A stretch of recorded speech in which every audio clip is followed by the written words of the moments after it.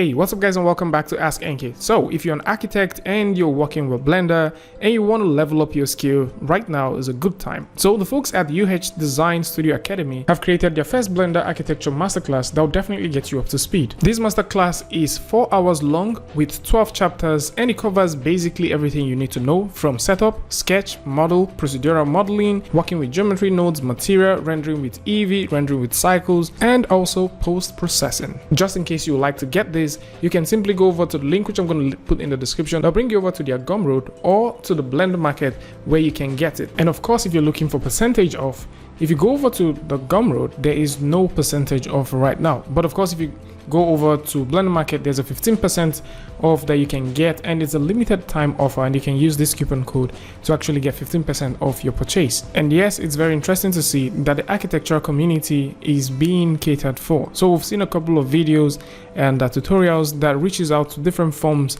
of art in Blender, but we actually haven't seen a lot of architecture ones, and this masterclass seems to be one that can help most architects working with Blender to level up, especially in the area of working with geometry nodes and also several other parts of Blender that is covered within this.